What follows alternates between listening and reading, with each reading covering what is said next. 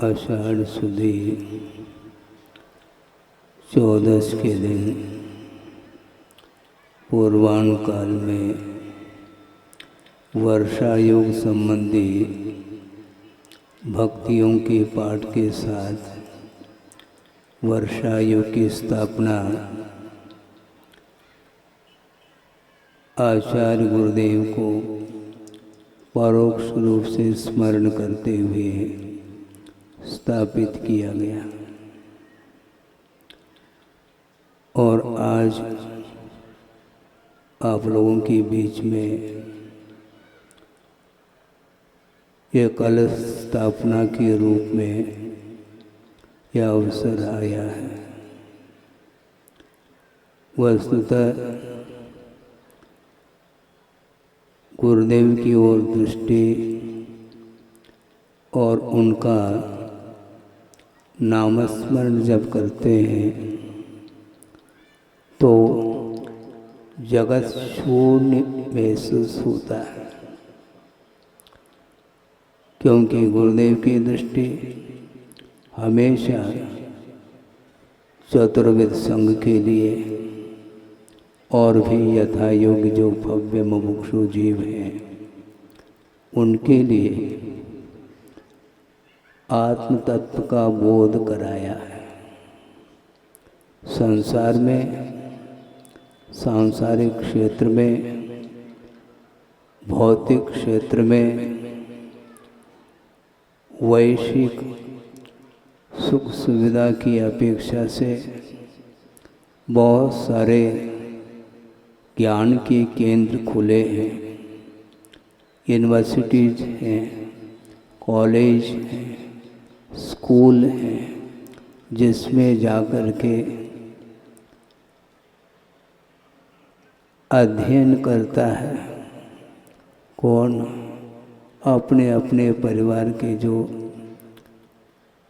बेटे हैं, बेटियां हैं, वहाँ जाकर के अध्ययन करके आते हैं, किंतु उस अध्ययन के माध्यम से परमार्थ का बोध नहीं होता।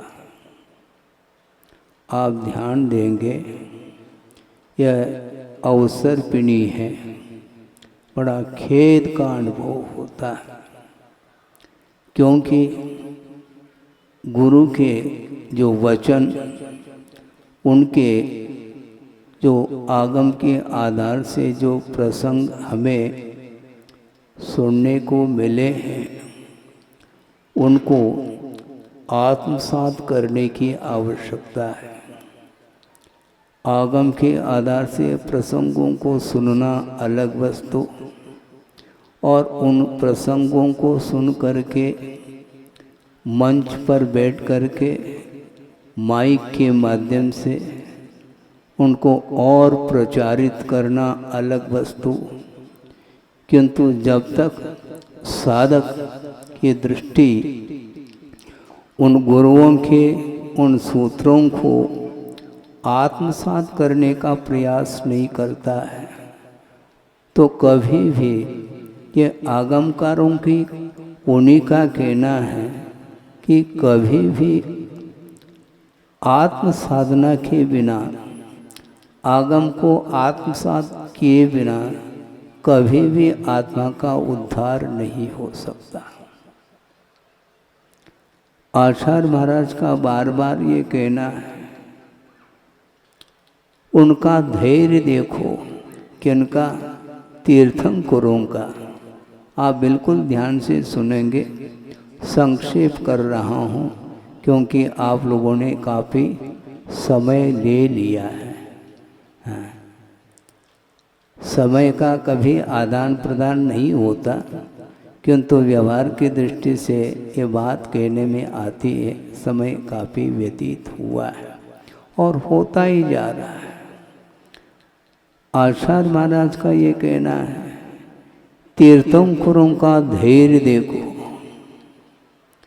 कि तीर्थंकर स्वयं दीक्षित होते हैं, उनको कोई दीक्षित नहीं करता, किंतु उनका अतीत जीवन तीर्थंकरों के पादमूल में व्यतीत होता है और षोडश कारण भावनाओं के माध्यम से तीर्थंकर प्रकृति का वो बंद करते हैं और कालांतर में जाकर के वह स्वयं दीक्षित होते हैं, इसलिए उनके लिए स्वयंभू यह संज्ञा प्राप्त होती है। और विस्मय की बात यह है कि दीक्षित होने के उपरांत, तीर्थंकरों की बात कर रहा हूँ, तीर्थंकर दीक्षित होने के उपरांत मात्र केवल ज्ञान को छोड़ करके समस्त रिद्धियों से संपन्न होते हैं। इसके उपरांत वे मौन साधना करते रहते हैं। उनका धैर्य देखो। और हमारे पास थोड़ा सा ज्ञान हुआ नहीं, वह ज्ञान उछल कूद मचाता है। हाँ, उनका धैर्य देखो, बहुत कठिन है ये। और जिनका धैर्य निकटवर्ती विषयों को रंजायमान करने वाले विषय उपस्थित होने के बावजूद भी जिनका धैर्य स्खलित नहीं होता, उसको वृद्ध ऐसा कहा है।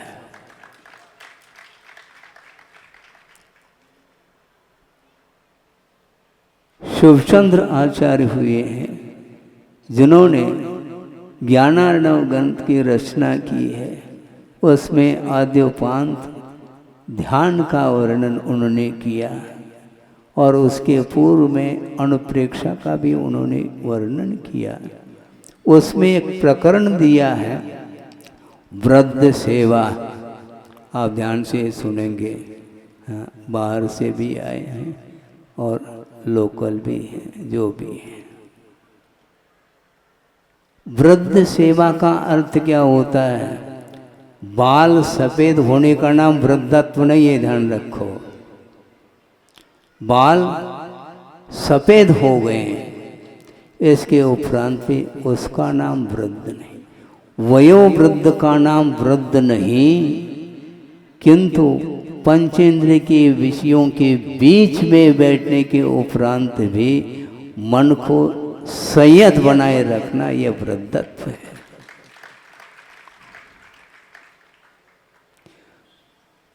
केवल ज्ञान को छोड़ करके समस्त रिद्धियों से संपन्न होने के उपरांत भी उनके भीतर बोलने की आकुलता नहीं, दीर्घ काल तक वो अपनी साधना करते रहते हैं।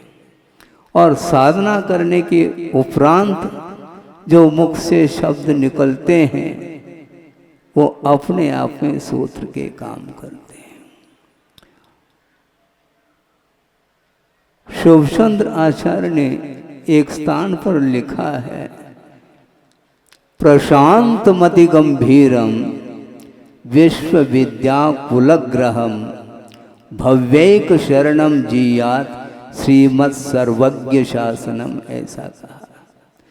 जिनेंद्र भगवान का जो शासन है, सर्वज्ञ का जो शासन है, वह कैसा है? भव्यैक शरणम, ऐसा कहा।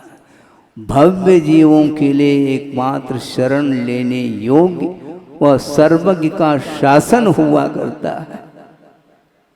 वो कैसा है? प्रशांतम कहा। प्रशांत का अर्थ क्या होता है? कोई उग्रता नहीं, ये ध्यान रखो।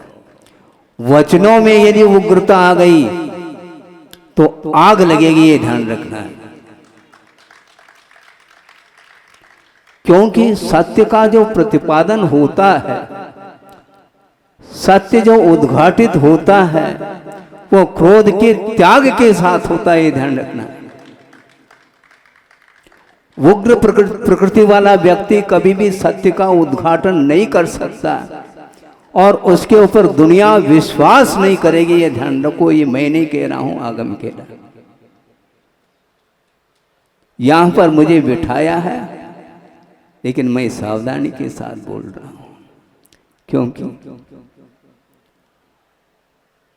गुरुदेव की मुझे आज्ञा है, बोलो। उनका ये कहना है, बोलना अनिवार्य नहीं, आवश्यक हो तो आगम के अनुरूप सत्य बोलो।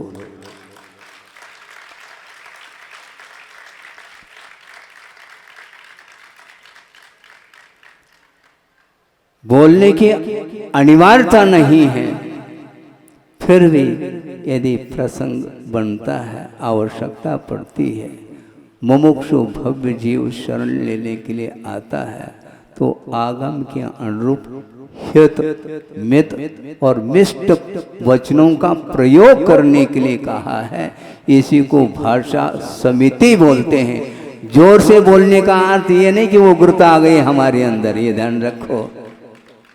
मैं जोर से बोल रहा हूं क्योंकि सत्य का उद्घाटन इसी ढंग से होता है, किंतु भाषा समिति से हट करके वचनों का प्रयोग कभी भी नहीं हो सकता। और दूसरी बात यह है, वह उग्रता आती क्यों है, क्रोध की उदीर्णा होती क्यों, इसके पीछे भी बहुत बड़ा रहस्य छुपा हुआ है, वह आपके सामने रखना चाहता हूं। किसी पर पदार्थ के प्रति किंचित मात्र भी यदि लोभ नहीं है तो वह क्रोध का सवाल ही नहीं होता। काय को क्रोध करेगा। पर वस्तु के प्रति आधिपत्य का जब सवाल आता है, उस समय ही वह आवेश में आता है। ख्याति, पूछा, लाभ, दूसरे के ऊपर अधिकार जमाने का जो भाव भीतर आता है और अधिकार यदि छिड़ने लग जाता है तो क्रोध की चिंगारी बाहर आती है। और उस समय आचार्य कहते हैं सत्य समाप्त हो जाता है और असत्य बाहर आता है। असत्य बोलने के लिए नहीं कहा, क्योंकि सर्वज्ञ का जो शासन है प्रशांतम ऐसा कहा, वह हमेशा शांत रहता है। कषाय की उदीर्णा संभव नहीं है। अति गंभीरम ऐसा कहा, उसमें उतावलपन नहीं है। समुद्र गंभीर होता है, हाँ, अपने तट का उल्लंघन वह नहीं करता। नदी कर सकती है, लेकिन जो सागर होता है वो शांत रहता है।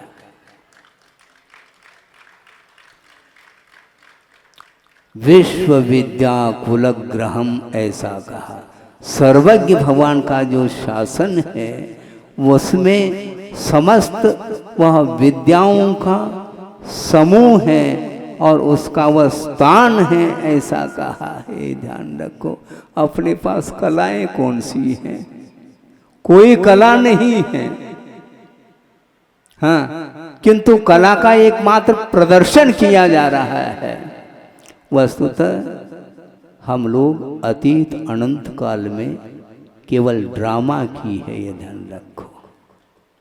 सिवाय ड्रामा के संसारी प्राणी ने और कुछ भी नहीं किया। इसमें प्रश्न होता है कि महाराज अभी तक ड्रामा ही करते आए हैं क्या? हाँ बिल्कुल, यदि ड्रामा नहीं करते तो यहाँ पर उपस्थित क्यों हैं हम? मैं अपने लिए कह रहा हूँ, ये ध्यान रखो, तनाव में नहीं आना, क्योंकि यह उपदेश मात्र श्रावकों के लिए नहीं, संबोधन स्वरूप संबोधन भी होता है। अपने आप को भी संबोधित करने के लिए बार बार गुरुदेव संकेत करते हैं। दूसरे के लिए उपदेश देना, कलाओं का प्रदर्शन करना सबको आता है, किंतु उस प्रदर्शन में आत्मा का दर्शन नहीं हो सकता, ये ध्यान रखो। आत्मा का निरंतर दर्शन करने वाला व्यक्ति, उसकी दृष्टि हमेशा अंतर्दृष्टि हुआ करती है और अंतर्दृष्टि के फलस्वरूप ही विश्व के कल्याण करने का एक पवित्र भाव सामने आता है। केवल ख्याति, पूजा, लाभ इत्यादि को लेकर के जनमानस को आकर्षित करने का जो ध्येय बना लेता है, उसके माध्यम से कभी भी बंधुओं न स्व का हित हो सकता है न पर का हित हो सकता है।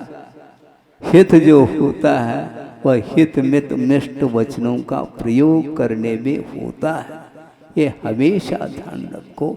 इसलिए भव्येक शरणम जिया श्रीमत् सर्वज्ञ शासनम, ऐसा शिवचंद्र आचार्य ने कहा है। इसलिए बार बार गुरुदेव का ये कहना है, एक हाइकू प्रसंग के अनुरूप याद आ गया जो गुरुदेव ने हम और आपके लिए दिया। उन्होंने क्या कहा? जीवनोद्देश्य, क्या कहा? जीवनोद्देश्य जनादेश पालन अनुपदेश। हो गई हाइकू। जीवन का उद्देश्य होना चाहिए जनादेश पालन में, जिनेंद्र भगवान के आदेश का पालन करने का उद्देश्य होना चाहिए, और वो भी अनुपदेश। बिना उपदेश दिए जिनेंद्र भगवान के आदेश का अनुपालन करने वाला जो व्यक्ति है वह कभी भी आगम को साइड में रख करके कभी भी वह प्रवृत्ति नहीं कर सकता, और उसके माध्यम से सत्य का उद्घाटन होता है। निस्वार्थ निरपेक्ष भाव के साथ विश्व कल्याण करने की बात आती है, और उसमें मन में ये भी भाव आता है मैं विश्व का कल्याण नहीं कर रहा हूँ। गुरुदेव का ये कहना है कल्याण करने में मात्र मैं एक निमित्त हूँ। उसका पुण्य है, उसका उपादान है, उसकी योग्यता है। सोचो, विचार करो, 50-55 साल में एकाकी होकर के आत्म साधना करते हुए विश्व के लिए प्रकाश दिया।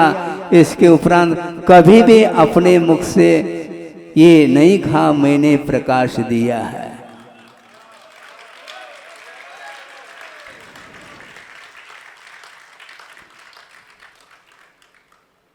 गुरुदेव का ये कहना है विश्व का कल्याण करने का भाव आना चाहिए, किंतु उसमें कर्तृत्व का भाव नहीं रखना चाहिए।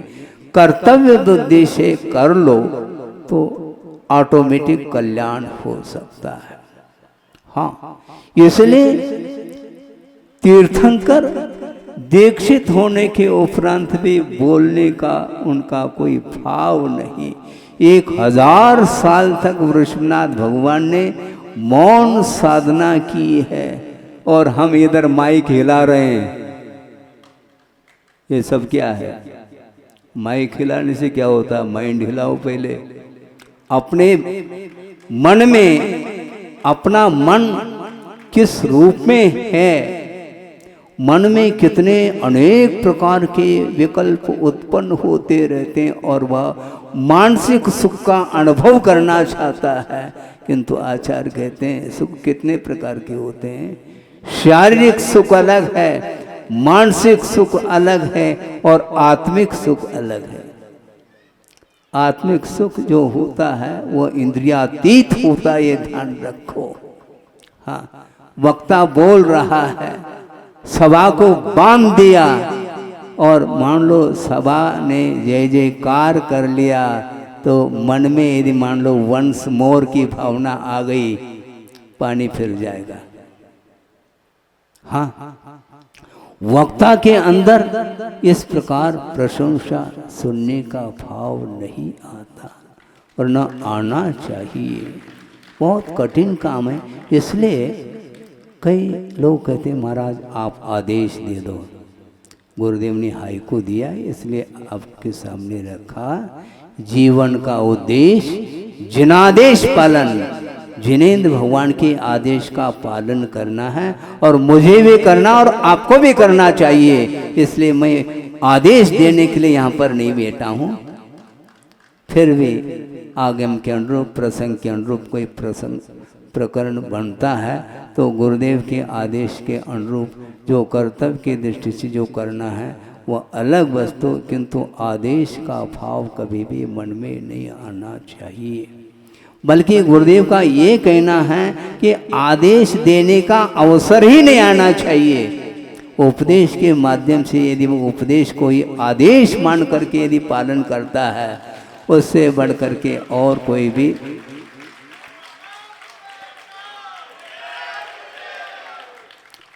सही शिष्य सही भक्त तो वही है।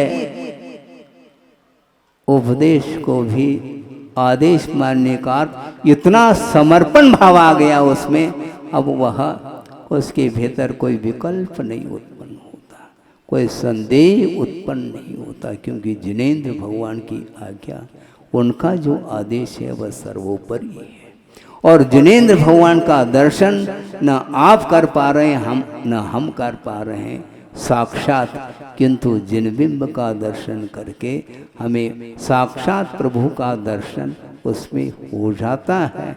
इसलिए प्रभु का जो स्वरूप दर्शाने वाले हमारे गुरु हैं, ये ध्यान रखो। गुरुदेव रहे नहीं, किंतु ये ध्यान रखो, गुरुदेव प्रत्येक व्यक्ति के हृदय में है। यदि आस्था है गुरु के प्रति, उसी के हृदय में गुरु विराजमान रहेंगे, अन्यथा ओम शांति। ओम शांति का अर्थ समझ में आता है कि नहीं? यदि आस्था नहीं है तो उसके हृदय में गुरु विराजमान नहीं हो सकते। बड़ी विचित्र दशा है संसारी प्राणी की, बहुत जल्दी भूल जाता है। आपने देखा है क्या? एक चिड़िया है और उसने बच्चे को जन्म दे दिया, और नवजात जो वह चिड़िया है वह, उसके पास पंख है नहीं है ना?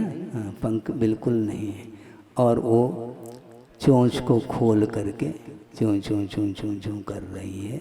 तो माँ जो है उसके लिए दाना ला करके डालती है, हाँ, डालती डालती डालती चली जाती है।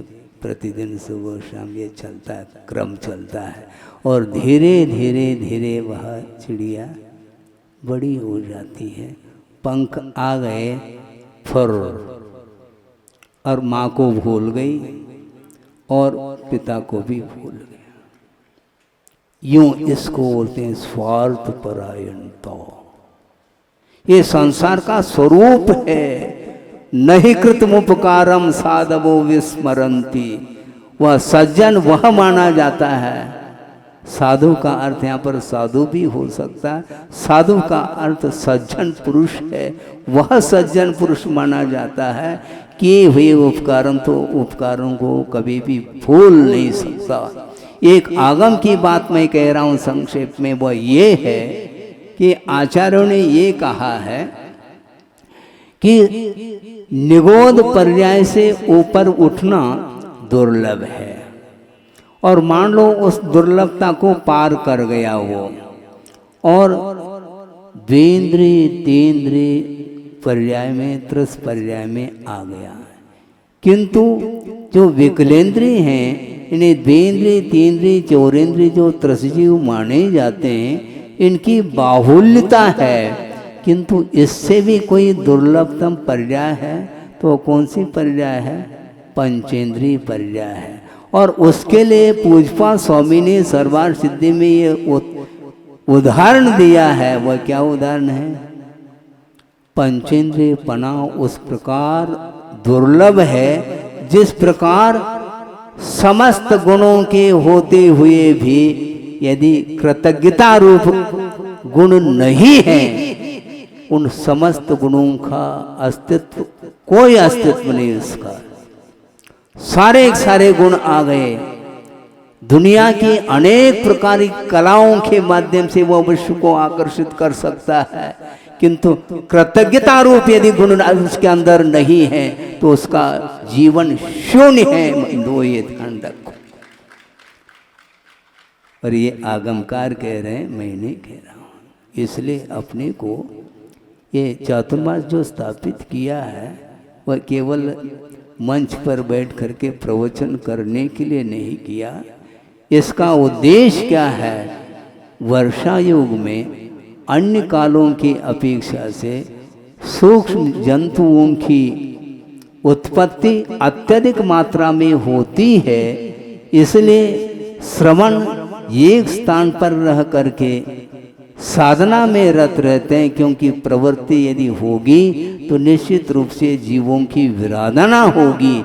इसलिए जीवों की विराधना से बचने के लिए अहिंसा धर्म का अनुपालन करने की दृष्टि से एक स्थान पर जो है वर्षा योग की स्थापना करने की आज्ञा आगम में है।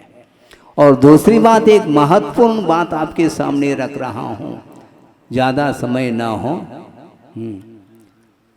अब आप लोगों ने ज्यादा समय ले लिया, मैं क्या करूं उसके लिए, जिम्मेदार आप हैं, हम थोड़ी।